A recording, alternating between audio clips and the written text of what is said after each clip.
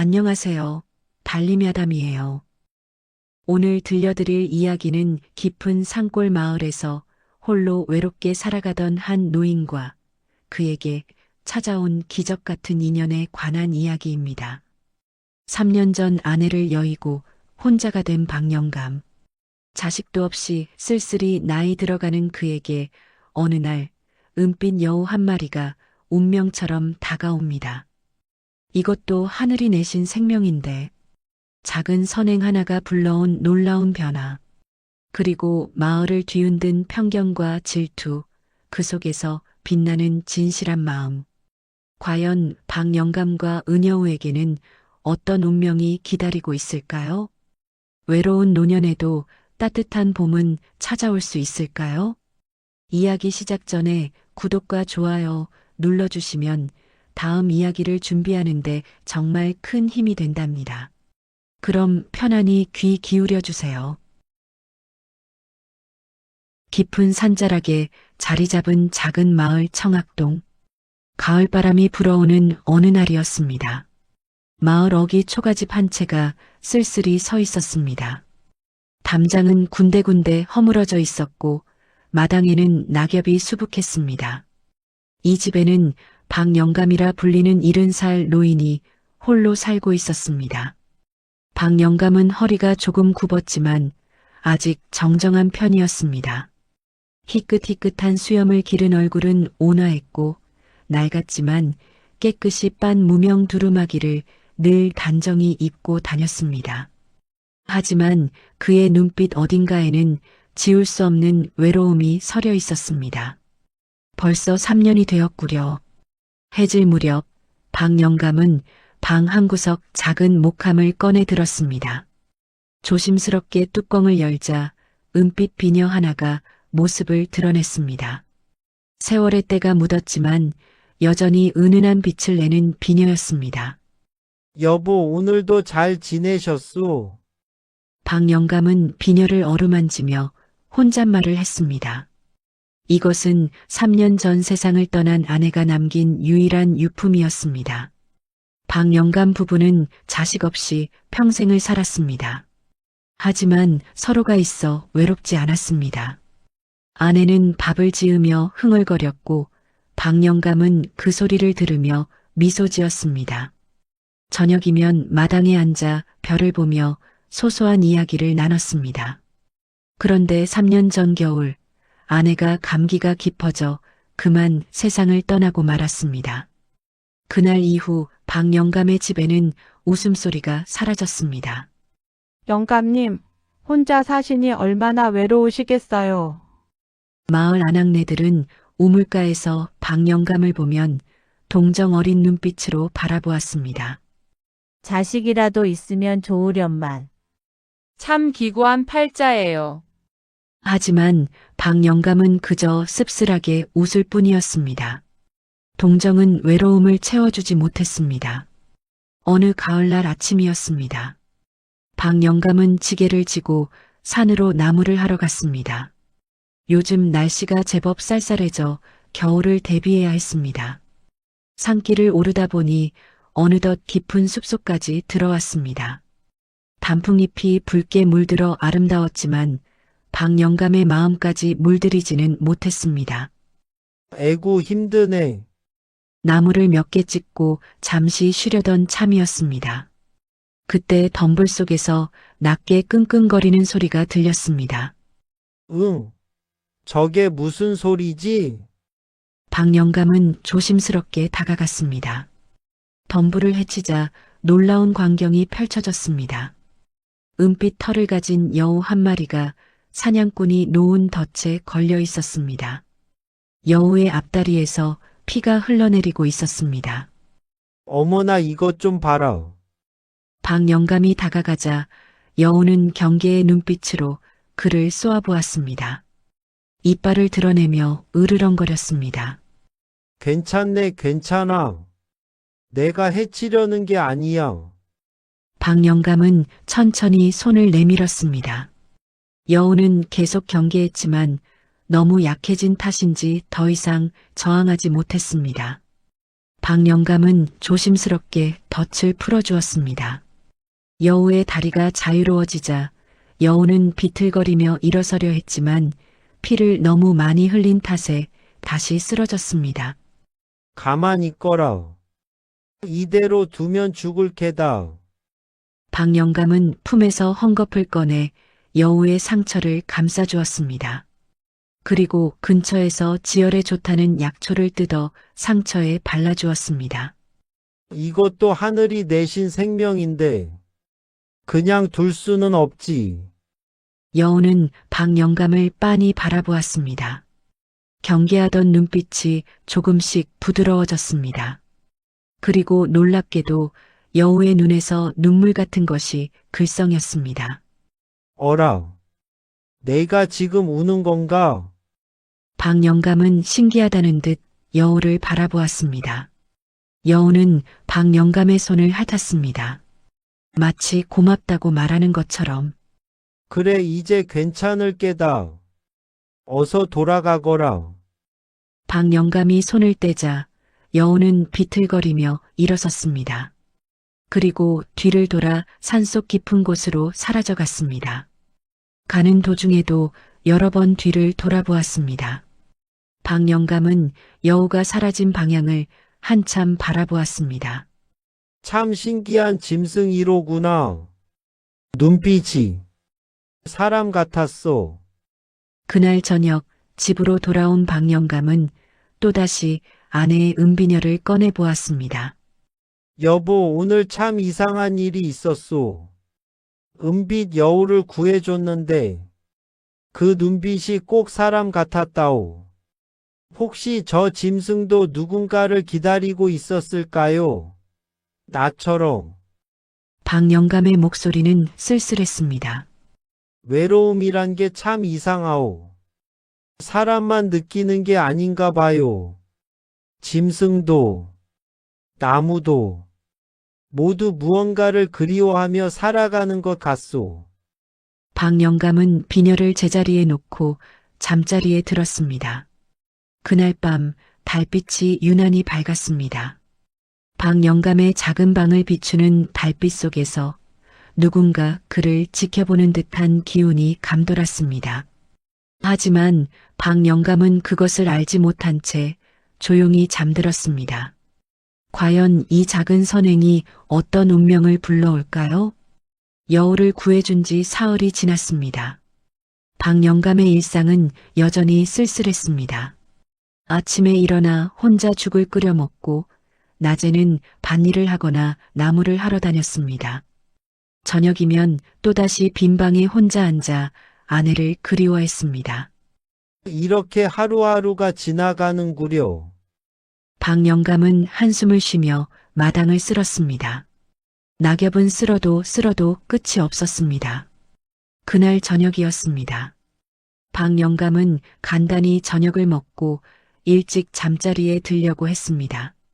그런데 막 문을 닫으려는데 밖에서 인기척이 들렸습니다. 응, 박 영감은 문을 다시 열었습니다. 어두운 마당에 누군가 서 있었습니다. 달빛에 비친 그림자는 사람의 모습이었습니다. 박 영감은 깜짝 놀라 물었습니다. 누구시오? 죄송합니다. 낮은 목소리가 들려왔습니다. 여자의 목소리였습니다. 박 영감이 등잔을 들고 나가보니 60대 중반쯤 되어 보이는 할머니가 서 있었습니다. 희끗한 머리를 곱게 쪽지고 자주색 저고리에 검정 치마를 입은 단정한 차림이었습니다. 이 밤중에 웬일이십니까? 면목이 없습니다. 저는 이 근처를 지나가던 사람인데요. 할머니는 조심스럽게 말을 이었습니다. 길을 잃어 이곳까지 왔습니다. 날이 어두워 더 이상 갈 수가 없고. 혹시 하룻밤만 재워주실 수 있으시겠습니까? 박 영감은 난감했습니다. 혼자 사는 노총각 집에 여자가 들어온다는 것은 마을에서 좋게 볼 일이 아니었습니다. 하지만 할머니의 얼굴을 보니 차마 거절할 수가 없었습니다. 피곤하고 불안한 기색이 역력했습니다. 그러시다면 어쩔 수 없지요. 들어오시구려. 고맙습니다. 정말 고맙습니다. 할머니는 깊이 고개 숙여 인사하고 집 안으로 들어왔습니다. 박 영감은 할머니에게 웃방을 내주고 자신은 마루에서 자겠다고 했습니다. 아이고, 그러시면 안 됩니다. 제가 마루에서 자겠습니다. 아니요, 손님이 오셨는데 어찌 마루에 주무시겠소. 나는 괜찮으니 편히 쉬시구려. 박 영감의 고집에 할머니는 감사하다는 말을 되풀이하며 방으로 들어갔습니다. 박 영감은 마루에 누웠지만 쉽게 잠이 오지 않았습니다. 이상한 일도 다 있네. 이 밤중에 길 잃은 할멈이라니. 하지만 왠지 모르게 불안하지는 않았습니다. 오히려 집안에 사람 기척이 있다는 것이 묘하게 따뜻하게 느껴졌습니다. 다음 날 아침이었습니다. 박 영감은 구수한 냄새에 잠에서 깼습니다. 이게 무슨 냄새지? 부엌에서 밥 짓는 냄새와 된장찌개 끓는 냄새가 났습니다. 박 영감은 화들짝 놀라 일어났습니다. 부엌으로 가보니 할머니가 정갈하게 아침상을 차리고 있었습니다. 어르신. 왜 이런 수고를? 아이고, 주무셨습니까? 신세를 졌는데 이것도 못하겠습니까? 할머니는 환한 미소를 지으며 상을 들고 마루로 나왔습니다. 자, 진지 드십시오. 박 영감은 멍하니 상을 바라보았습니다. 하얀 쌀밥에 구수한 된장찌개, 정갈하게 무친 나물 반찬들. 3년 만에 처음 보는 제대로 된 아침상이었습니다. 이게 꿈인가? 박 영감의 눈시울이 붉어졌습니다. 왜 그러십니까? 입에 안 맞습니까? 아니요. 그게 아니라 박 영감은 목이 메었습니다. 3년 만이요. 이런 밥상을 받아본 게 할머니는 박 영감의 마음을 단번에 알아챘다는 듯 조용히 고개를 끄덕였습니다. 많이 외로우셨겠어요. 박 영감은 대답 대신 숟가락을 들었습니다. 첫 숟가락을 떠서 입에 넣는 순간 눈물이 주르륵 흘러내렸습니다. 밥맛이 아내가 지어주던 그 맛이었습니다. 맛있게 드세요. 할머니는 박 영감의 눈물을 못 본 척하며 부엌으로 돌아갔습니다. 아침을 다 먹고 나서 박 영감이 물었습니다. 그런데 어르신은 어디로 가시는 길이었습니까? 할머니는 잠시 머뭇거리더니 대답했습니다. 저는 사실 갈 곳이 없습니다. 예, 가족도 없고 의지할 곳도 없어 이곳저곳을 떠돌고 있었습니다. 할머니의 목소리가 쓸쓸했습니다. 그래서 혹시 실례가 안 된다면 며칠만 더 있어도 되겠습니까? 물론 그냥 있는 게 아니라 집안일을 거들겠습니다. 박 영감은 망설였습니다. 마을 사람들이 뭐라고 할지 걱정이 되었습니다. 하지만 할머니의 눈빛을 보니 자기 자신과 같은 외로움이 느껴졌습니다. 좋습니다. 계시지요. 정말입니까? 고맙습니다. 할머니는 기쁜 얼굴로 깊이 절을 했습니다. 그날부터 할머니는 박 영감의 집에 머물게 되었습니다. 소문은 빠르게 퍼졌습니다. 박 영감 댁에 이상한 할멈이 들어왔다던데. 그러게. 어디서 왔는지도 모르는 사람을 들인다니. 우물가에 모인 마을 아낙네들이 수군거렸습니다. 특히 마을에서 가장 부유한 최 부자댁 마님은 코웃음을 쳤습니다. 저 영감 혼자 외롭다고 아무나 드리는구먼. 쯧쯧. 최 부자댁 마님은 50대의 여인으로 화려한 옷차림에 비녀를 여러 개 꽂고 다녔습니다. 눈매가 날카로웠고 자신보다 행복해 보이는 사람을 못 견뎌 했습니다. 저 할멈, 필시 영감 재산을 노리고 들어간 게 분명해요. 하지만 박 영감이 무슨 재산이 있다고요? 그래도 집과 땅이 있잖아요. 늙은이들끼리 그런 거 노리는 거예요. 최 마님의 말에 몇몇 아낙네들이 고개를 끄덕였습니다. 한편 박 영감의 집에서는 조용하고 평화로운 시간이 흐르고 있었습니다. 할머니는 정말로 집안 곳곳을 정성껏 돌보았습니다. 아침마다 맛있는 밥을 지어주고 빨래를 하고 마당을 쓸었습니다. 박 영감은 처음으로 외롭지 않은 하루를 보냈습니다. 저녁이 되면 두 사람은 마당에 평상을 깔고 앉아 달을 보며 소소한 이야기를 나눴습니다. 영감님, 돌아가신 마님께서 참 좋은 분이셨겠어요. 할머니가 조심스럽게 물었습니다. 박 영감은 고개를 끄덕였습니다. 그렇소. 평생을 함께 살았지요. 자식은 없었지만 우리 둘이면 충분했소. 많이 그리우시겠어요. 매일매일이 그립소. 박 영감의 목소리가 떨렸습니다. 하지만 어르신께서 오신 후로 조금은 견딜만하게 되었소. 할머니는 박 영감을 따뜻한 눈으로 바라보았습니다. 제가 조금이나마 도움이 된다니 다행입니다. 그날 밤 박 영감은 오랜만에 편안하게 잠들었습니다. 하지만 마을에서는 박 영감에 대한 좋지 않은 소문이 계속 퍼지고 있었습니다. 과연 이 평화가 계속될 수 있을까요? 할머니가 박 영감의 집에 온 지 보름이 지났습니다. 두 사람의 일상은 평화로웠습니다. 아침이면 할머니가 밥을 짓고 박 영감은 밭일을 하러 나갔습니다. 저녁이면 함께 저녁을 먹고 마당에 앉아 이야기를 나눴습니다. 박 영감의 얼굴에는 3년 만에 처음으로 미소가 돌아왔습니다. 할멈, 이 나물 무침이 참 맛있구려. 그러세요? 다행이네요. 더 드릴까요? 아니요, 충분하오. 매번 이렇게 잘 차려주시니 송구스럽기만 하오. 무슨 말씀을요? 제가 신세를 지고 있는 걸요. 두 사람은 서로를 배려하며 조심스럽게 거리를 유지했습니다. 하지만 그 속에는 서로에 대한 고마움과 따뜻함이 넘쳐났습니다. 하지만 마을 사람들의 시선은 점점 더 차가워졌습니다. 어느 날 아침 박 영감이 우물에 물을 기르러 갔을 때였습니다. 아이고, 박 영감.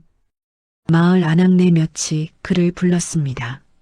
하지만 그 목소리에는 예전의 따뜻함이 없었습니다. 예, 무슨 일이십니까? 영감님, 그 할멈은 대체 누구십니까? 아, 길 잃고 헤매던 분을 하룻밤 재워드렸는데 갈 곳이 없다고 하셔서요. 갈 곳이 없다니요? 그런 가족은요? 친척은요?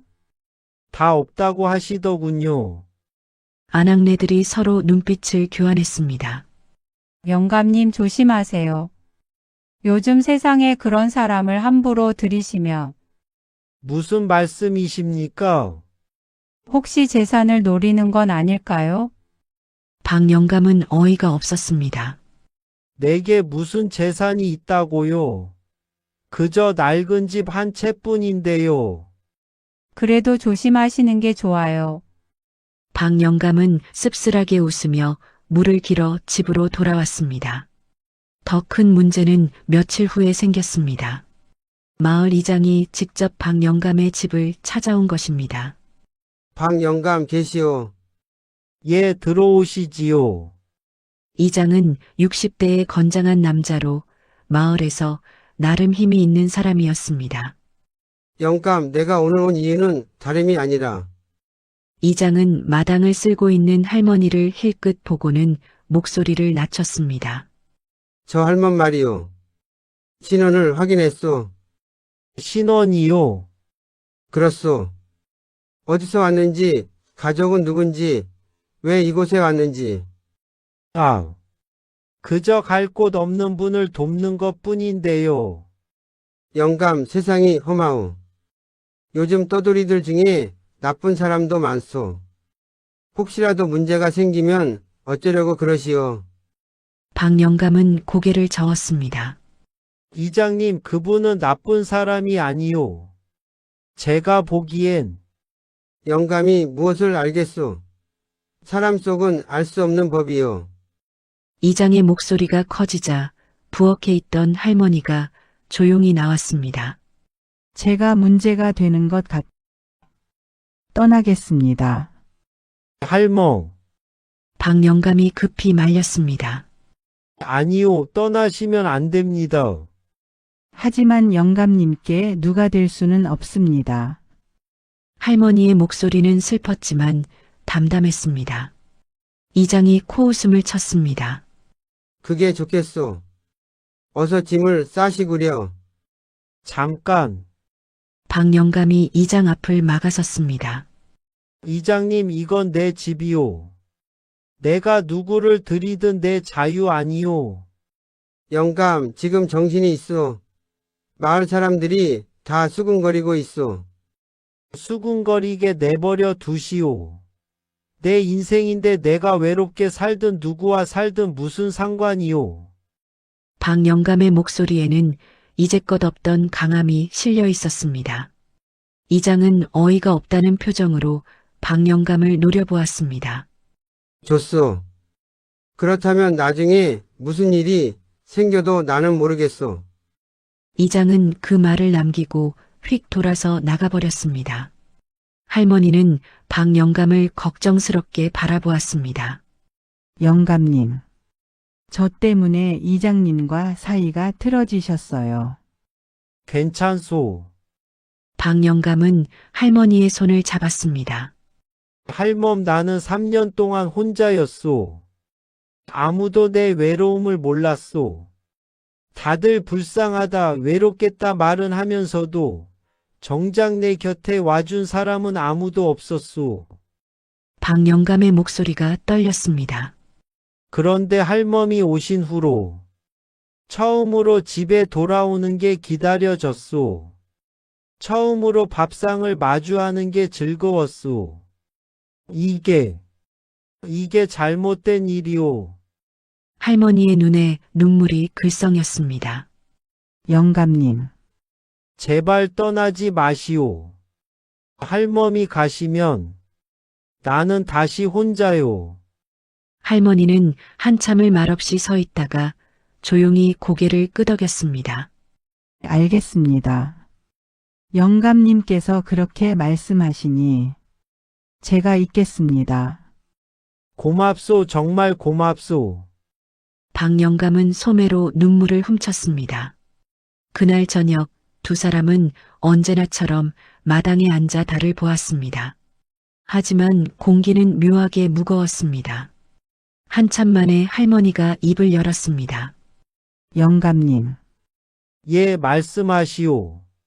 제가 사실은 할머니는 무언가 말하려다가 멈췄습니다. 아니에요. 아무것도 아닙니다. 무슨 말씀을 하려고 하셨소? 그저 영감님께 고맙다는 말을 하고 싶었습니다. 할머니는 달을 올려다보았습니다. 제 평생 이렇게 따뜻한 대접을 받아본 적이 없었습니다. 영감님은 정말 좋은 분이세요. 박 영감도 달을 올려다보았습니다. 나도 고맙소. 할멈 덕분에 다시 살아가는 맛을 느끼게 되었소. 둘은 말없이 달을 보며 앉아 있었습니다. 그 순간 달빛이 유난히 밝게 할머니를 비췄습니다. 박 영감은 문득 할머니의 옆모습을 보았습니다. 달빛 아래서 할머니의 머리카락이 은빛으로 반짝이는 것 같았습니다. 그리고 그 눈빛이 어딘가 익숙했습니다. 어디서 본 듯한 느낌인데. 하지만 박 영감은 그 생각을 떨쳐냈습니다. 한편 마을에서는 최 부자댁 마님이 더욱 악의적인 소문을 퍼뜨리고 있었습니다. 저 할멈, 틀림없이 수상한 구석이 있을 거예요. 하지만 뭐라고 할 수 있겠어요? 박 영감이 워낙 완고하게 나오는데 두고 봐요. 곧 뭔가 드러날 거예요. 최 마님의 눈빛에는 질투와 시기가 가득했습니다. 사실 그녀는 자신의 삶이 불행했습니다. 부잣집에 시집왔지만 남편은 그녀를 사랑하지 않았고 자식들은 재산만 노렸습니다. 겉으로는 화려했지만 속은 텅 비어 있었습니다. 그런데 가난한 박 영감이 할머니와 행복해하는 모습을 보니 참을 수 없었습니다. 왜 저런 늙은이가 행복해 보이는 거지? 내가 훨씬 잘 사는데. 최 마님은 이를 갈았습니다. 반드시 저 할멈의 정체를 밝혀내고 말겠어. 그날 밤 최 마님은 하인 하나를 불렀습니다. 너 박 영감 집을 몰래 지켜봐라. 저 할멈이 뭘 하는지 다 보고하도록. 예, 마님. 박 영감과 할머니는 아무것도 모른 채 평화로운 밤을 보내고 있었습니다. 하지만 그들을 향한 위기는 조용히 다가오고 있었습니다. 한 달이 지났습니다. 박 영감과 할머니의 관계는 더욱 깊어졌습니다. 이제 두 사람은 말하지 않아도 서로의 마음을 알 수 있었습니다. 할머니는 박 영감이 좋아하는 음식을 기억했다가 만들어 주었고, 박 영감은 할머니가 좋아하는 들꽃을 캐다 마당에 심어 주었습니다. 할멈 이 꽃이 할멈 눈빛과 닮았소. 박 영감이 은방울꽃을 가리키며 말했습니다. 호 영감님도 참. 이제 말솜씨까지 늘으셨네요. 두 사람은 편안하게 웃었습니다. 하지만 그 평화는 오래가지 못했습니다. 어느 날 아침 마을에 이상한 일이 벌어졌습니다. 아이고, 우리 아이가. 영감님도 갑자기 쓰러지셨어요. 마을 여기저기서 비명소리가 들렸습니다. 열병이 돌기 시작한 것입니다. 아이들과 노인들이 차례로 쓰러졌습니다. 고열에 시달리고 온몸에 붉은 반점이 돋아났습니다. 마을 이장이 급히 읍내에서 의원을 불러왔습니다. 의원님, 이게 대체 무슨 병입니까? 의원은 환자들을 살펴보더니 고개를 저었습니다. 이건 예전에 본 적 없는 열병입니다. 어디서 온 병인지 알 수 없고 치료법도 모르겠습니다. 그럼 어떡합니까? 이대로 두면 다 죽는단 말입니까? 최선을 다해 보겠지만 장담할 수 없습니다. 의원은 여러 가지 약을 써봤지만 효과가 없었습니다. 오히려 환자들의 상태는 점점 악화되었습니다. 마을은 공포에 휩싸였습니다. 이건 하늘의 벌이야. 뭔가 잘못된 일이 있었던 거야. 사람들은 불안에 떨며 서로를 의심했습니다. 바로 그때 최 부자댁 마님이 나섰습니다. 여러분, 제가 알고 있습니다. 이 병은 박 영감 집에 있는 저 수상한 할멈 때문입니다. 뭐라고요? 생각해보세요. 저 할멈이 온 후로 이상한 일들이 계속 벌어졌잖아요. 분명 저 할멈이 무슨 저주를 걸었을 거예요. 사람들이 웅성거리기 시작했습니다. 그러고 보니 그럴듯한데. 저 할멈 처음부터 수상했어. 하지만 그때였습니다. 박 영감의 집 문이 열리며 할머니가 나왔습니다. 여러분, 할머니의 목소리는 조용했지만 힘이 있었습니다. 제가 도와드리겠습니다. 뭐라고? 당신이? 최 마님이 비웃었습니다. 당신이 병을 퍼뜨려 놓고 이제 와서 돕겠다고. 저는 병을 퍼뜨리지 않았습니다. 하지만 고칠 수는 있습니다. 무슨 헛소리를. 할머니는 차분하게 말을 이었습니다. 저는 약초에 대해 조금 압니다. 이 병을 치료할 수 있는 약초를 알고 있습니다. 약초라니. 의원도 못 고치는 병을 당신이 고친다고. 해보지 않으면 모릅니다. 제발 한 번만 믿어주십시오. 이장이 나섰습니다. 할멈, 정말로 고칠 수 있어. 최선을 다하겠습니다. 이장은 고민하다가 고개를 끄덕였습니다. 좋소. 해보시오. 하지만 만약 환자가 더 악화되면 책임지겠습니다. 할머니는 박 영감을 돌아보았습니다. 영감님, 저 산에 다녀오겠습니다. 할멈 위험하지 않겠소? 괜찮습니다. 제가 잘 아는 산입니다. 할머니는 광주리를 들고 산으로 올라갔습니다. 사람들은 반신반의하며 그녀를 지켜보았습니다.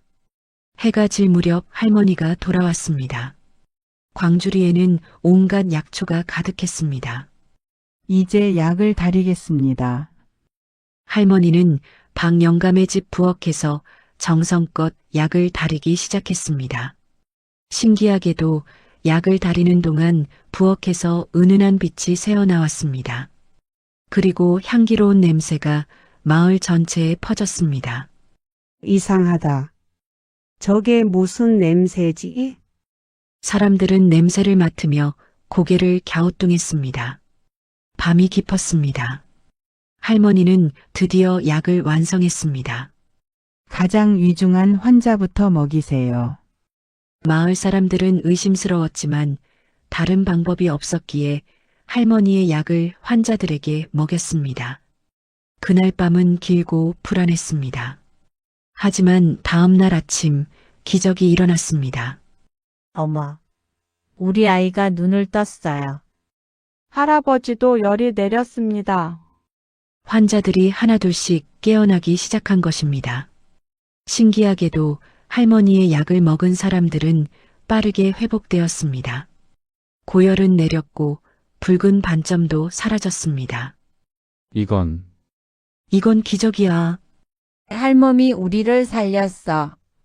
사람들은 놀라워했습니다. 의원도 감탄했습니다. 믿을 수 없습니다.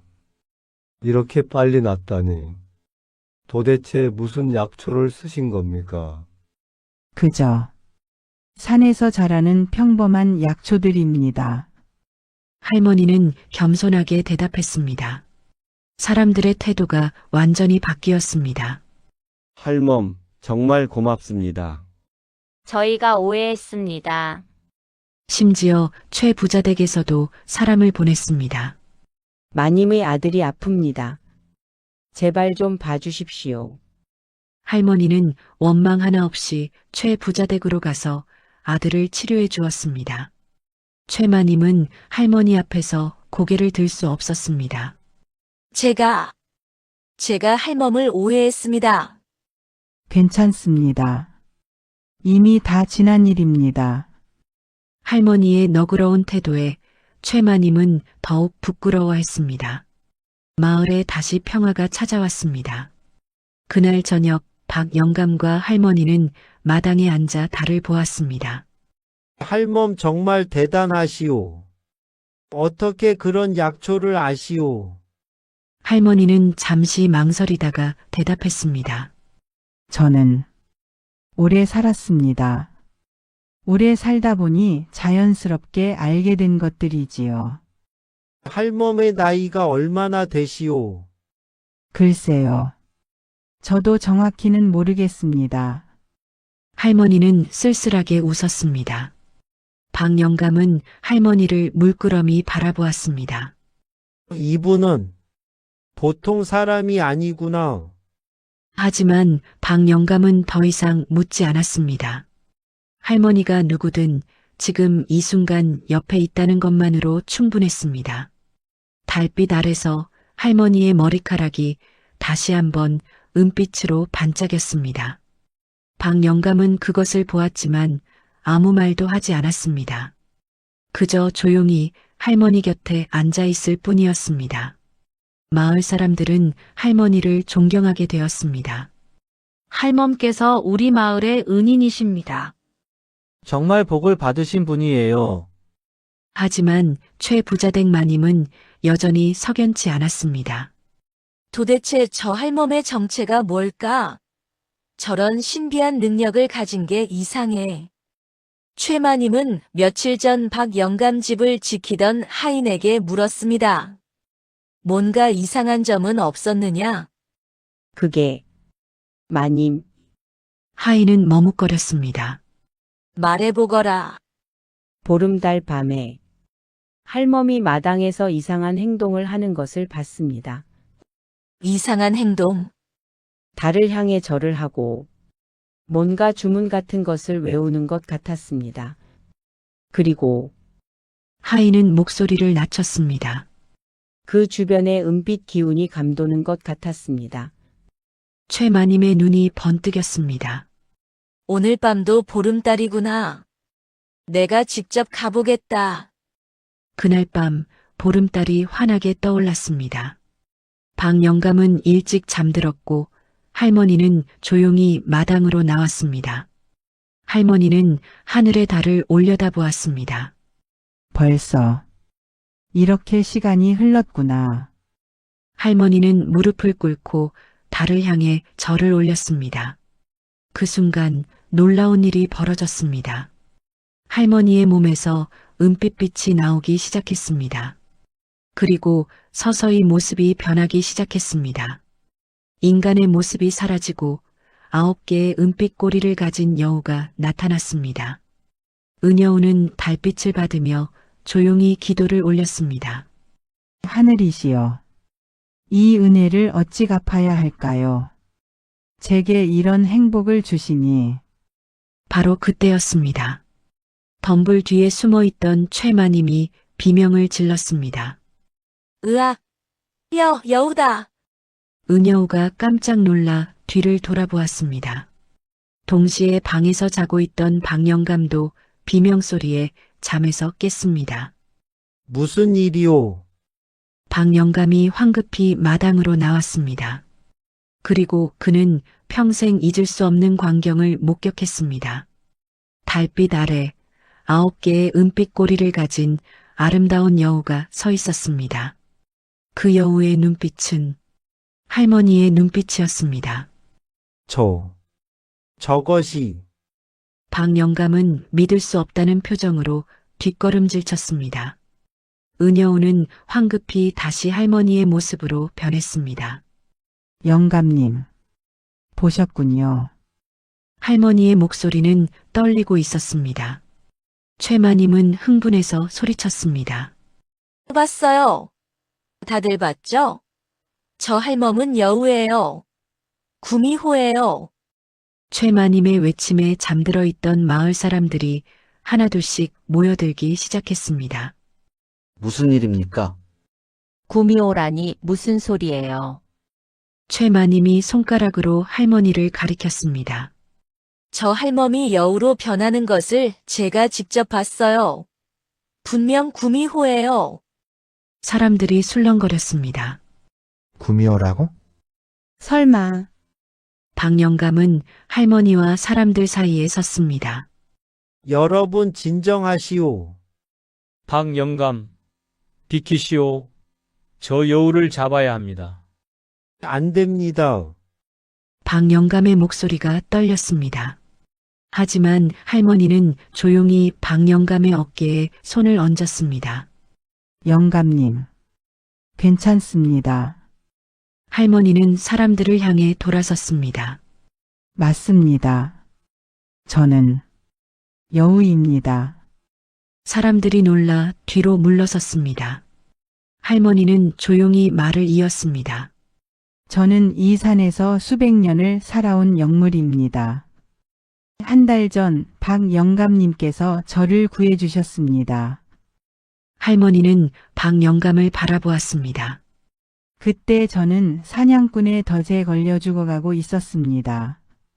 하지만 영감님께서는 저를 살려주셨습니다. 짐승인 저를. 할머니의 눈에 눈물이 맺혔습니다. 그 은혜를 갚고자 인간의 모습으로 변해 영감님을 돕고자 했습니다. 하지만 할머니의 목소리가 떨렸습니다. 은혜를 갚는 것을 넘어서 영감님 곁에 있는 것이 너무 좋았습니다. 처음으로 외롭지 않았습니다. 박 영감은 할머니를 빤히 바라보았습니다. 복잡한 감정이 얼굴에 스쳤습니다. 놀라움, 두려움, 그리고 안타까움. 할머. 아니, 당신은 영감님, 제가 여우라는 것을 속여 죄송합니다. 할머니는 깊이 고개를 숙였습니다. 하지만 영감님을 속인 것 외에는 모두 진심이었습니다. 영감님과 보낸 시간들 모두 행복했습니다. 최마님이 다시 소리쳤습니다. 거짓말.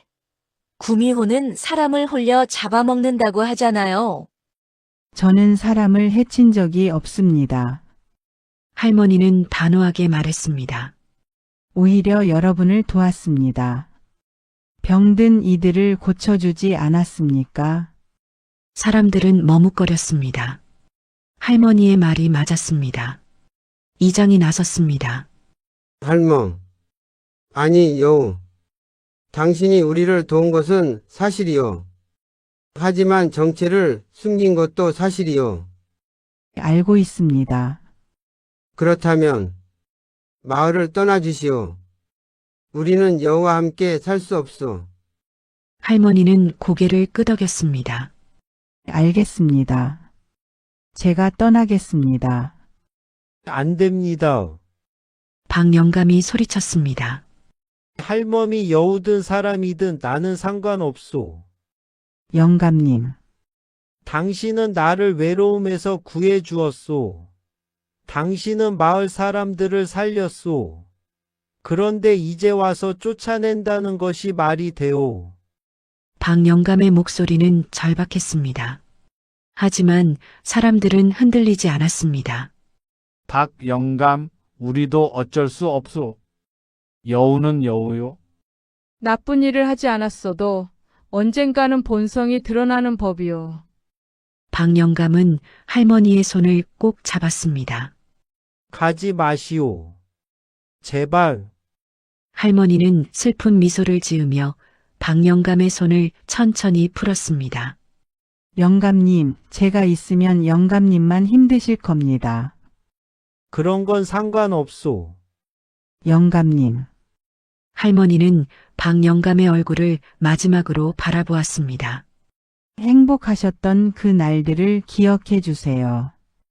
저도 평생 기억하겠습니다. 그리고 할머니는 돌아서서 천천히 걸어가기 시작했습니다. 할멈. 할멈. 박 영감이 따라가려 했지만 마을 사람들이 그를 붙잡았습니다. 영감 진정하시오. 박 영감은 주저앉아 울기 시작했습니다. 할멈. 가지 마시오. 제발. 하지만 할머니는 돌아보지 않았습니다. 그렇게 할머니는 어둠 속으로 사라져갔습니다. 박 영감의 울음소리만이 적막한 밤 공기를 가득 채웠습니다. 할머니가 떠난 다음 날 아침, 박 영감은 방문을 열지 않았습니다. 영감님 괜찮으십니까? 이웃 사람들이 걱정스럽게 물었지만 아무 대답이 없었습니다. 이장이 문을 열고 들어가 보니 박 영감은 이불을 뒤집어 쓴 채 누워 있었습니다. 영감, 그래도 밥은 드셔야지요. 배가 고프지 않소. 박 영감의 목소리는 기운이 없었습니다. 영감, 그냥 혼자 있고 싶소. 나가 주시오. 이장은 한숨을 쉬며 밖으로 나왔습니다. 영감이 저렇게 상심하실 줄이야. 마을 사람들도 걱정이 되기 시작했습니다. 우리가 너무한 것 아닐까요? 하지만 여우인데 어쩌겠어요. 그렇게 사흘이 지났습니다. 박 영감은 거의 아무것도 먹지 않았습니다. 얼굴은 수척해졌고 눈빛은 생기를 잃었습니다. 마치 3년 전 아내를 잃었을 때보다 더 깊은 슬픔에 빠진 것 같았습니다. 그런데 나흘째 되는 날, 마을에 다시 이상한 일이 벌어지기 시작했습니다. 이장님, 큰일입니다. 무슨 일인가? 아이들이 또 병에 걸렸습니다. 이번엔 더 심합니다. 이장이 급히 가보니 여러 아이들이 고열에 시달리고 있었습니다. 지난번보다 증상이 더 심각했습니다. 어떻게 된 거야? 분명 다 나았는데. 의원을 불렀지만 의원도 손을 쓸 수 없었습니다. 이건 더 강한 역병입니다. 제 능력으로는 어찌할 수 없습니다. 그럼 어떻게 합니까? 설상가상으로 그날 오후부터 산에서 이상한 소리가 들리기 시작했습니다. 우르르르. 마을 뒷산에서 땅이 흔들리는 소리였습니다. 산사태가 일어날 것 같습니다. 이런 비도 안 왔는데 왜? 공포가 마을을 덮쳤습니다. 병든 아이들, 그리고 산사태의 위협. 마을은 최악의 위기에 빠졌습니다. 최부자댁 마님의 아들도 다시 병에 걸렸습니다. 이번에는 정말 위독했습니다. 아이고, 우리 아들. 우리 아들. 최 마님은 아들을 안고 울부짖었습니다. 이건 벌입니다. 최 마님은 그제야 깨달았습니다. 내가 할멈을 쫓아낸 것이 잘못이었어. 그날 저녁 마을 사람들이 사랑방에 모였습니다. 이장님 어떻게 해야 합니까? 의원도 손을 못 쓰고 산사태까지. 우리 마을이 망하는 것 아닙니까? 모두가 불안에 떨었습니다. 그때 한 노인이 조심스럽게 말했습니다. 혹시 은여우 할멈을 다시 모셔오면 어떨까요? 사람들이 술렁거렸습니다. 여우를 다시 부르자고? 하지만 할멈이 우리를 도와주실까요? 우리가 쫓아냈는데. 최 마님이 일어섰습니다. 제가 가겠습니다. 마님, 제가 할멈을 쫓아낸 장본인입니다. 제가 가서 용서를 빌겠습니다. 하지만 이장이 고개를 저었습니다. 마님, 산은 위험합니다. 그리고 할멈이 과연 우리 말을 들어주실까요? 바로 그때였습니다. 문이 벌컥 열리며 누군가 들어왔습니다. 박영감이었습니다. 사흘 동안 방에만 틀어박혀 있던 박영감이 비틀거리며 나타난 것입니다. 얼굴은 창백했고 몸은 야위었지만 눈빛만은 결연했습니다. 내가 가겠소. 박영감, 할멈을 모셔올 사람은 나밖에 없소. 박영감의 목소리는 떨렸지만 단호했습니다. 영감, 몸 상태가 그런데 어떻게? 괜찮소. 이 늙은이가 마지막으로 할 일이오. 박영감은 지팡이를 짚고 문을 나섰습니다. 영감님, 사람들이 말렸지만 박영감은 멈추지 않았습니다. 밤이었습니다. 어둠이 깔린 산길은 위험했습니다. 하지만 박영감은 묵묵히 산을 올랐습니다. 할멈. 한 걸음 한 걸음이 힘들었습니다. 다리는 후들거렸고 숨은 가빴습니다. 하지만 박영감은 멈추지 않았습니다. 반드시 찾아야 해. 갑자기 하늘에서 비가 쏟아지기 시작했습니다. 우르릉 쾅, 천둥까지 쳤습니다. 박영감은 진흙탕에 미끄러져 넘어졌습니다. 온몸이 흙투성이가 되었습니다. 손에서 피가 났습니다. 하지만 박영감은 다시 일어섰습니다. 할멈. 박영감의 외침은 빗소리와 천둥 소리에 묻혔습니다. 산 깊은 곳, 동굴 안. 은여우는 원래의 모습으로 동굴 입구에 앉아 비를 바라보고 있었습니다. 영감님, 지금쯤 편히 주무실까? 은여우의 눈에서 눈물이 흘렀습니다. 보고 싶다. 정말 보고 싶다. 은여우는 알고 있었습니다. 마을에 다시 재앙이 닥친 것을. 하지만 가지 않았습니다. 자신이 가면 또다시 박영감만 힘들어질 것이라 생각했기 때문입니다. 차라리 이대로 영원히 그리워하는 게 나을지도. 바로 그때였습니다. 빗소리 사이로 희미하게 들리는 목소리. 할멈, 은여우의 귀가 쫑긋했습니다. 할멈, 제발. 영감님, 은여우는 벌떡 일어났습니다. 그리고 동굴 밖으로 뛰쳐나갔습니다. 폭풍우 속에서 박영감이 비틀거리며 걷고 있었습니다. 할멈, 할멈. 박영감의 외침은 간절했습니다. 영감님, 은여우는 박영감에게 달려갔습니다. 영감님. 어떻게 이 먼 곳까지? 박영감은 은여우를 보자 그 자리에 주저앉았습니다. 할멈, 찾았소. 드디어 찾았소. 영감님, 정신 차리세요.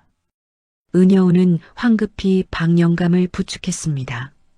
박영감의 몸은 차갑게 식어 있었고 온몸이 흠뻑 젖어 있었습니다. 영감님, 왜 이러셨어요? 이러다 큰일 나요. 괜찮소. 할멈을 찾았으니. 박영감은 은여우의 손을 꼭 잡았습니다. 할멈, 제발.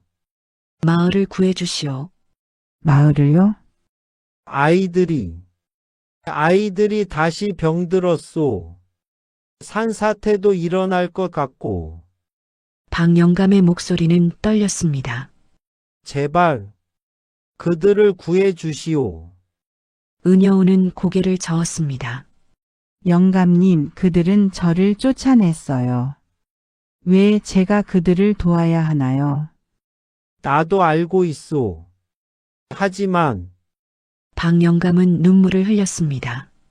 그들도 두려웠을 뿐이요.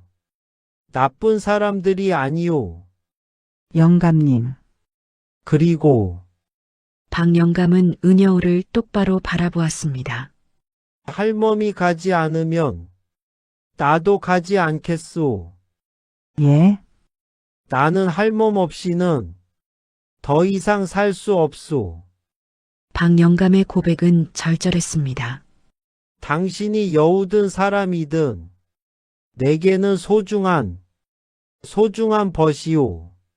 아니, 박영감의 목소리가 더욱 떨렸습니다.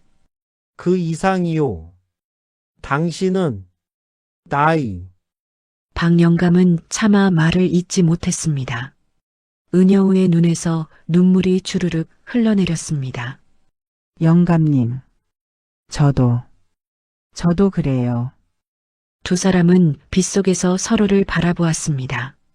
바로 그 순간이었습니다. 갑자기 하늘이 환하게 밝아지기 시작했습니다. 폭풍우가 잦아들고 구름 사이로 달빛이 쏟아져 내렸습니다. 하늘에서 부드러운 빛이 두 사람을 감쌌습니다. 이건 은여우는 놀라 하늘을 올려다보았습니다. 하늘에서 목소리가 들려왔습니다. 진실한 마음, 순수한 사랑, 그것은 천상의 목소리였습니다. 내 은혜 갚음과 그의 순수함이 하늘을 감동시켰노라. 빛이 은여우를 감쌌습니다. 이제 내게 선택을 주노라. 인간이 되어 그와 함께 살 것인가? 아니면 영물로 남아산으로 돌아갈 것인가? 은여우는 박영감을 바라보았습니다. 박영감도 은여우를 바라보았습니다. 할멈, 나는. 영감님, 은여우는 환하게 웃었습니다. 저는 이미 정했어요. 은여우는 하늘을 향해 말했습니다. 저는 인간이 되어 영감님 곁에 남겠습니다. 그 순간 더욱 강한 빛이 은여우를 감쌌습니다. 은여우의 몸이 서서히 변하기 시작했습니다. 9개의 꼬리가 사라지고 완전한 인간의 모습이 되었습니다. 하지만 머리카락은 여전히 은빛으로 빛났습니다. 영감님, 이제 완전한 인간이 된 할머니가 박영감을 부축했습니다. 이제 마을로 가요. 사람들을 구해야죠. 박영감은 눈물을 흘리며 고개를 끄덕였습니다. 고맙소. 정말 고맙소. 두 사람은 서로를 부축하며 산을 내려가기 시작했습니다. 하늘의 빛이 그들의 길을 밝혀주었습니다. 다음 날 새벽, 마을 사람들은 불안한 밤을 보내고 있었습니다. 박 영감님은 돌아오시지 않고 아이들은 점점 더 위독해지고 산사태는 언제 일어날지 모르고 절망이 마을을 덮고 있었습니다. 바로 그때였습니다. 저기 누가 오고 있어요. 한 아이가 마을 어귀를 가리켰습니다. 사람들이 고개를 돌렸습니다. 아침 햇살을 받으며 두 사람이 걸어오고 있었습니다. 박 영감과 할머니였습니다. 영감님, 할멈, 사람들이 달려갔습니다. 정말 오셨어요. 할멈, 저희를 용서해 주세요. 사람들은 할머니 앞에 무릎을 꿇었습니다. 최부자댁 마님도 나왔습니다. 그녀의 얼굴은 눈물로 범벅이었습니다. 할멈. 제가 정말 잘못했습니다. 최 마님은 땅에 이마를 찧었습니다. 제 질투심 때문에, 제 어리석음 때문에 할멈을 쫓아냈습니다. 정말 죄송합니다. 할머니는 최 마님을 일으켜 세웠습니다. 마님, 일어나세요. 하지만 이미 다 지난 일입니다. 이제 중요한 것은 아이들을 살리는 거예요. 할머니의 목소리는 따뜻했습니다. 정말 괜찮으신 겁니까? 네. 사람은 누구나 실수를 합니다. 두려워서 몰라서 잘못을 저지르기도 하죠. 중요한 것은 깨닫는 거예요. 할머니의 말에 사람들은 고개를 숙였습니다. 자, 이제 아이들을 봐야겠어요. 할머니는 즉시 약초를 다리기 시작했습니다. 이번에는 사람들이 모두 도왔습니다. 약초를 캐러 가고 불을 지피고 약을 나르는 일을 자발적으로 했습니다. 할멈, 이 약초가 맞나요? 네, 잘하셨어요. 물은 얼마나 부으면 되나요? 이 정도면 됩니다. 마을 전체가 하나가 되어 움직였습니다. 해가 질 무렵 약이 완성되었습니다. 할머니는 위독한 아이들에게 직접 약을 먹였습니다. 괜찮아질 거야. 걱정하지 마. 할머니의 손길은 부드러웠고 목소리는 안정적이었습니다. 신기하게도 이번에도 약은 효험을 발휘했습니다. 아이들의 열이 내리기 시작했고 안색이 좋아졌습니다. 살았다. 우리 아이가 살았어요. 할멈, 정말 감사합니다. 사람들은 감격의 눈물을 흘렸습니다. 하지만 문제가 하나 더 남아 있었습니다. 우르르릉. 산에서 여전히 불길한 소리가 들렸습니다. 산사태는 어떻게 하죠?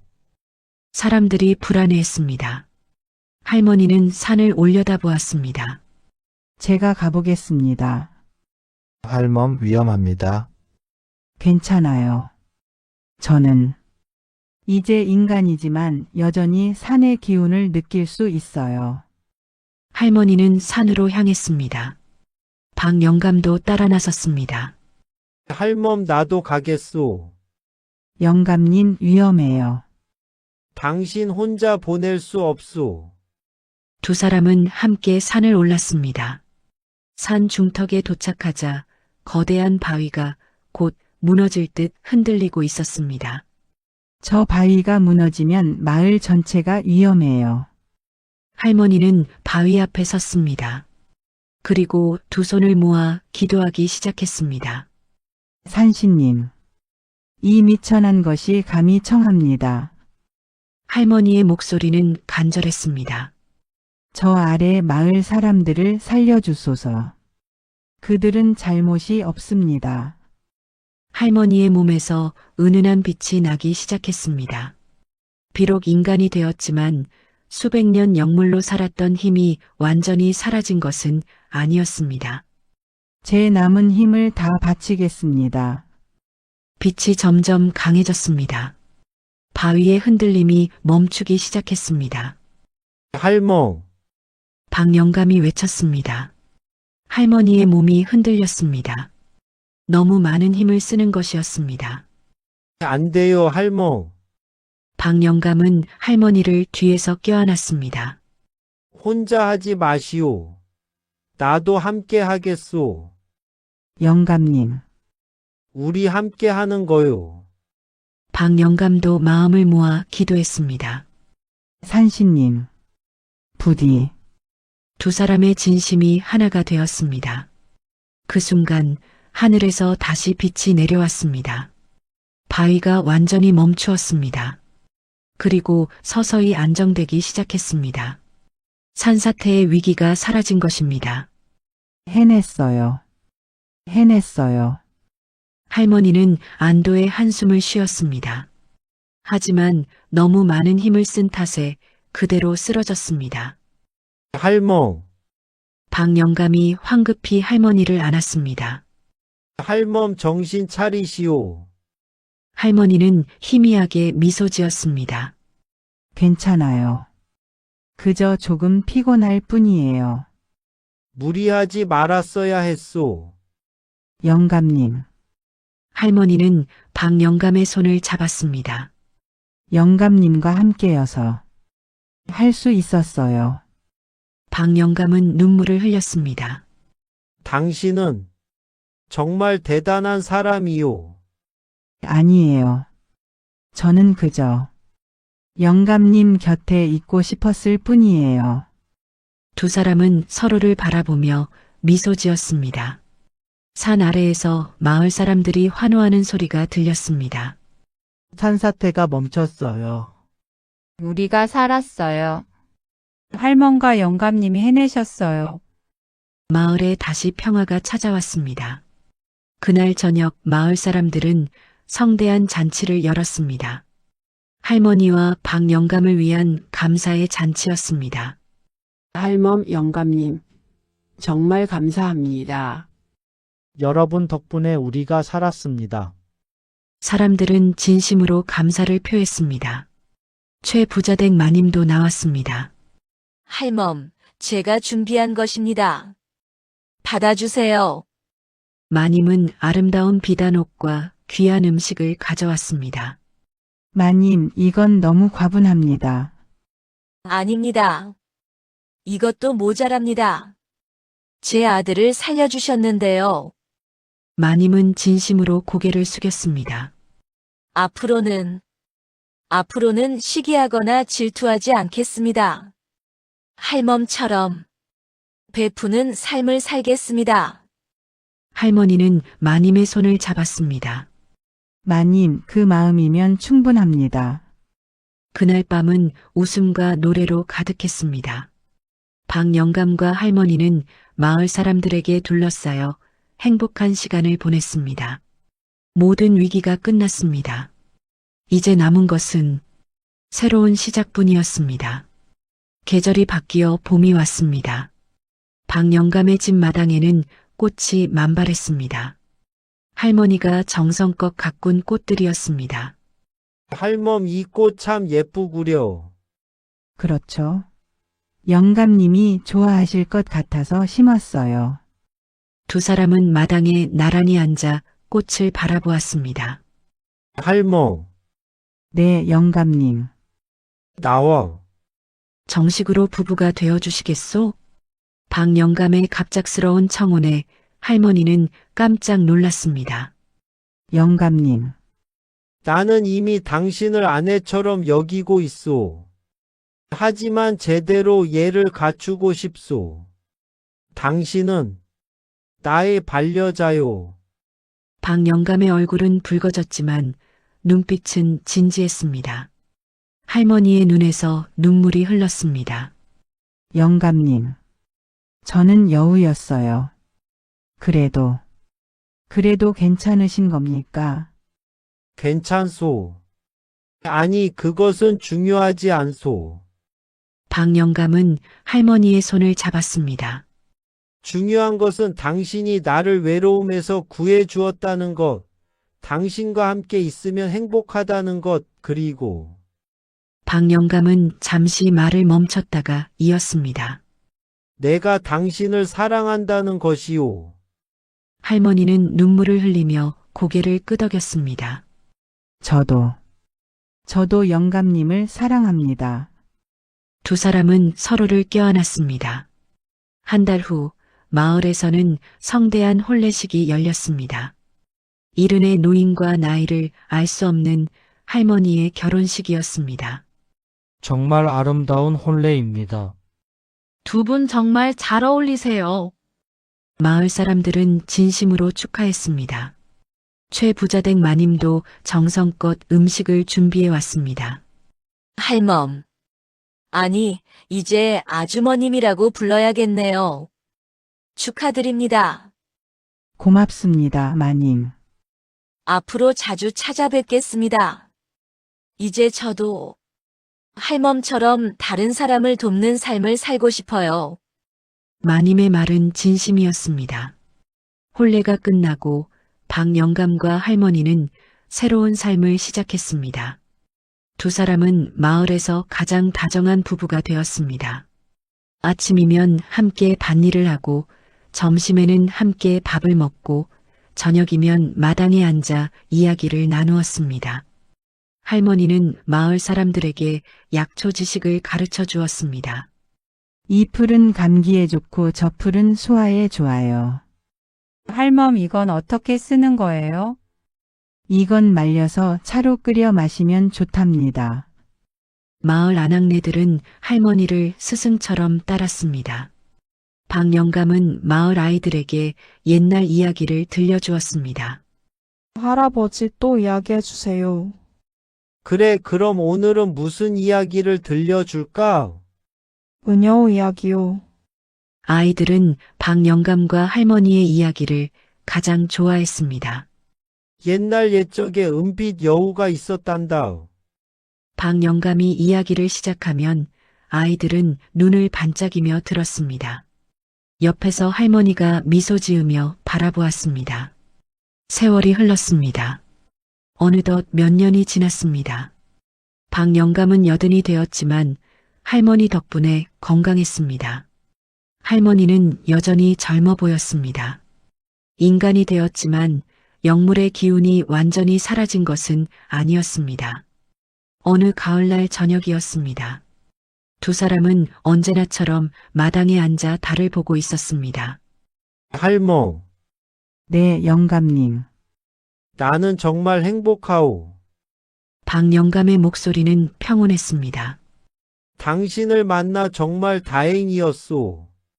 만약 당신이 없었다면 나는 외로움 속에서 쓸쓸히 생을 마감했을 거요. 영감님. 하지만 당신 덕분에 나는 다시 살아가는 기쁨을 느꼈소. 사랑하는 사람과 함께하는 행복을 알게 되었소. 박 영감은 할머니의 손을 잡았습니다. 고맙소. 정말 고맙소. 할머니도 박 영감의 손을 꼭 잡았습니다. 저야말로 고마워요, 영감님. 영감님은 제게 진정한 사랑이 무엇인지 가르쳐 주셨어요. 사랑이라. 네. 겉모습이 아니라 마음을 보는 것, 힘들 때 함께하는 것, 서로를 있는 그대로 받아들이는 것. 그것이 진정한 사랑이라는 것을요. 할머니는 박 영감을 따뜻하게 바라보았습니다. 영감님은 제가 여우였을 때도 마을 사람들이 저를 쫓아냈을 때도 한결같이 제 편이 되어 주셨어요. 그게 얼마나 큰 용기인지, 얼마나 귀한 마음인지. 할머니의 눈에 눈물이 맺혔습니다. 저는 수백 년을 살았지만 영감님처럼 순수한 마음을 가진 사람은 처음 봤어요. 박 영감은 쑥스럽게 웃었습니다. 나는 그저 내 마음에 솔직했을 뿐이요. 그 솔직함이 저를 구했어요. 두 사람은 말없이 달을 바라보았습니다. 달빛이 두 사람을 은은하게 비추었습니다. 할멈, 저 딸을 보니 생각나는구려. 무엇이요? 처음 당신이 변신하는 것을 봤을 때 말이요. 그때 당신은 저 딸을 향해 절을 하고 있었지요. 그때가 참 아찔했어요. 할머니가 웃었습니다. 정체가 들킬까봐 얼마나 조마조마했는지 몰라요. 나도 그때는 깜짝 놀랐소. 하지만 박 영감은 할머니를 바라보았습니다. 두렵지는 않았소. 오히려 당신이 떠날까봐 그게 더 무서웠소. 영감님, 이제는 괜찮소. 당신은 내 곁에 있고 나는 행복하오. 그날 밤 두 사람은 오래도록 마당에 앉아 있었습니다. 세월이 더 흘렀습니다. 박 영감과 할머니의 이야기는 마을을 넘어 멀리까지 퍼져나갔습니다. 청학동에 신비한 부부가 산다더라. 남편은 70이 넘었는데도 건강하고 부인은 나이를 모를 정도로 젊어 보인다더라. 그 부인이 원래는 은여우였다는데? 맞아. 은혜를 갚으려 온 여우가 인간이 되어 함께 산다더라. 사람들은 그 이야기를 전설처럼 이야기했습니다. 그리고 많은 이들이 그들을 보러 마을을 찾아왔습니다. 어느 날 멀리서 온 젊은 부부가 박 영감을 찾아왔습니다. 어르신, 저희가 여쭤볼 게 있습니다. 무엇이오? 어떻게 하면 어르신들처럼 행복한 부부가 될 수 있을까요? 젊은 부부의 질문에 박 영감은 잠시 생각하다가 대답했습니다. 글쎄, 특별한 비결은 없소. 그럼요? 다만 박 영감은 할머니를 바라보았습니다. 서로를 있는 그대로 받아들이는 것, 겉모습이 아니라 마음을 보는 것, 그리고 힘들 때 서로의 손을 놓지 않는 것. 박 영감은 미소 지었습니다. 그것이면 충분하오. 젊은 부부는 깊이 절을 하고 돌아갔습니다.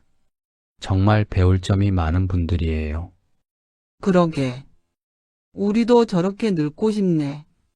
할머니는 그들의 뒷모습을 보며 흐뭇하게 웃었습니다.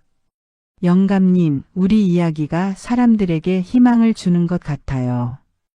그렇소. 외로운 사람들에게, 늦었다고 생각하는 사람들에게. 박 영감은 할머니의 손을 잡았습니다. 우리가 증명했소. 나이가 들어도 힘든 시간을 겪었어도 진정한 인연은 찾아온다는 것을. 어느덧 또 계절이 바뀌어 겨울이 왔습니다. 흰 눈이 소복이 쌓인 어느 날이었습니다. 박 영감과 할머니는 방 안에서 따뜻한 차를 마시며 창밖을 바라보았습니다.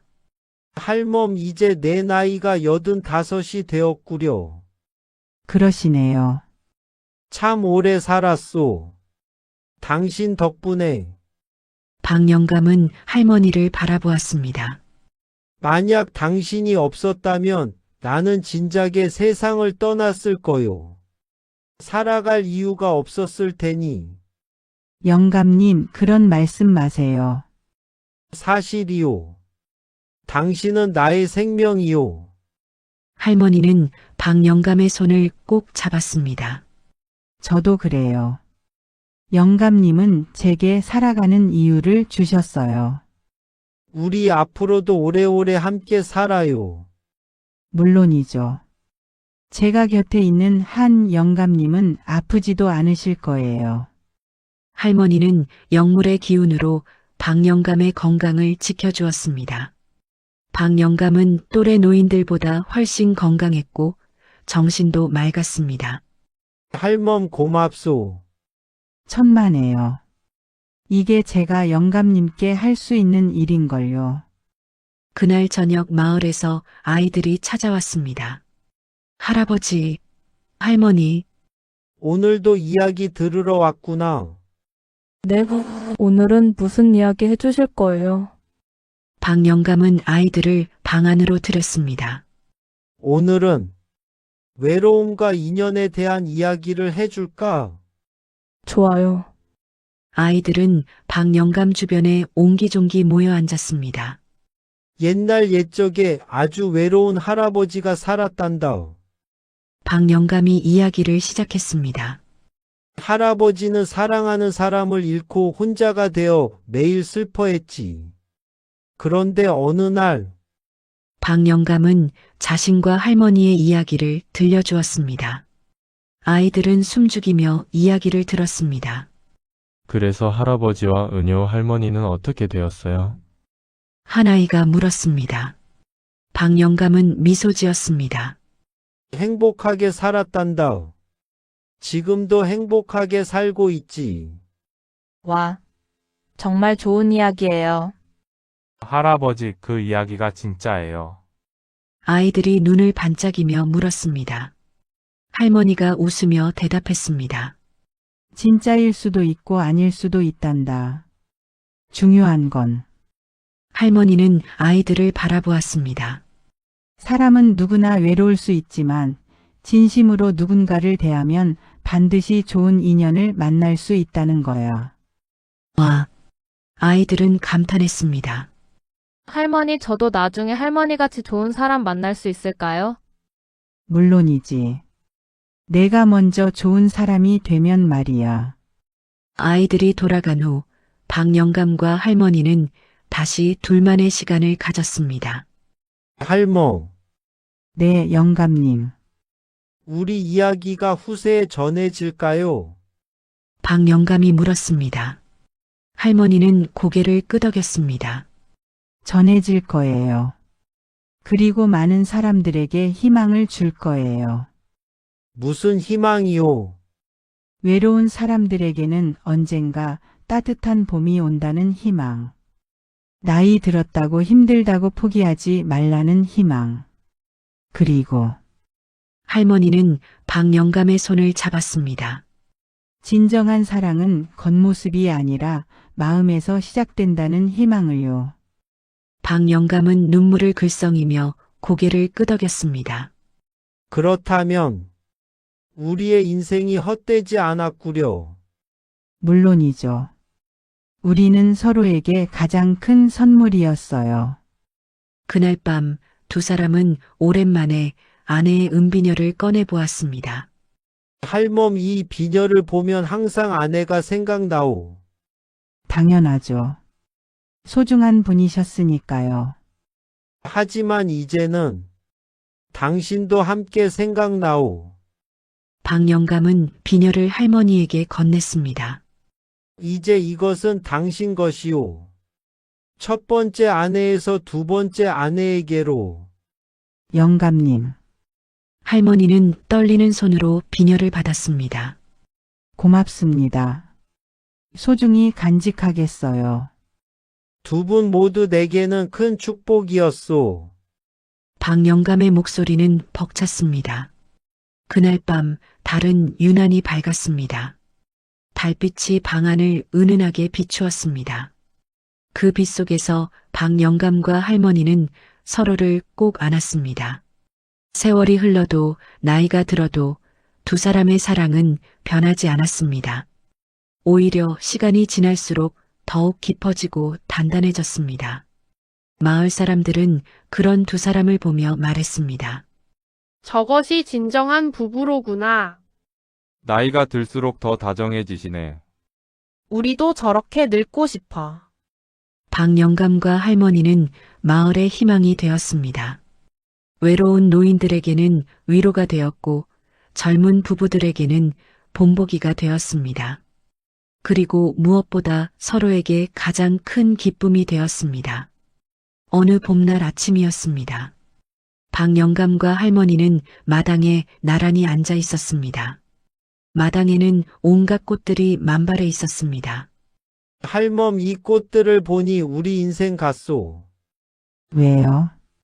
처음에는 씨앗처럼 작고 보잘것없었지만 시간이 지나며 아름다운 꽃을 피웠소. 우리도 그렇지 않았소? 할머니는 미소 지었습니다. 맞아요. 처음에는 외로움이라는 어둠 속에 있었지만 이제는 이렇게 행복이라는 꽃을 피웠어요. 그리고 이 꽃들처럼 우리의 이야기도 많은 사람들에게 기쁨을 주고 있소. 박 영감은 하늘을 올려다보았습니다. 아내여, 당신도 하늘에서 보고 계시겠지요. 내가 다시 행복해진 것을. 고맙소. 할머니도 하늘을 올려다보았습니다. 마님, 저도 감사드려요. 영감님을 잘 돌봐달라고 제게 맡겨주셔서. 두 사람은 잠시 말없이 하늘을 바라보았습니다. 그리고 다시 서로를 바라보며 미소 지었습니다. 자, 이제 아침 준비를 해야겠어요. 그러시오. 내가 부엌불을 지피겠소. 아니에요. 제가 할게요. 영감님은 그냥 앉아 계세요. 서어 언제까지 나를 어린애 취급하실 거요? 평생이요. 두 사람은 웃으며 집 안으로 들어갔습니다. 그들의 웃음소리가 봄바람에 실려 마을 전체로 퍼져나갔습니다. 그 소리는 따뜻했고 평화로웠습니다. 그리고 그 소리를 듣는 모든 이들의 마음을 환하게 밝혀주었습니다. 청학동 마을은 이제 사랑의 마을로 불렸습니다. 박영감과 은여우 할머니의 사랑 이야기 때문이었습니다.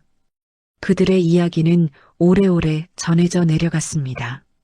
그리고 그 이야기를 듣는 모든 이들에게 이렇게 속삭였습니다.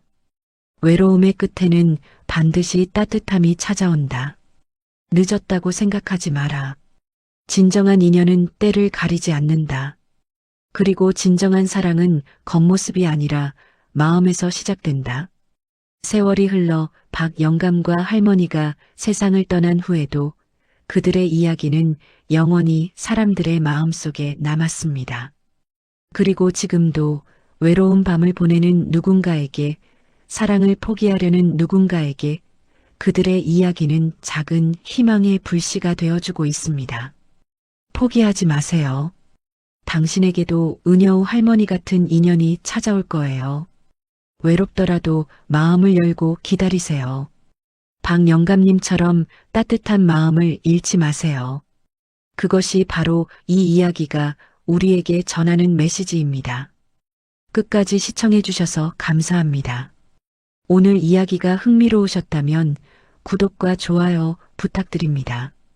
편안한 밤 되세요.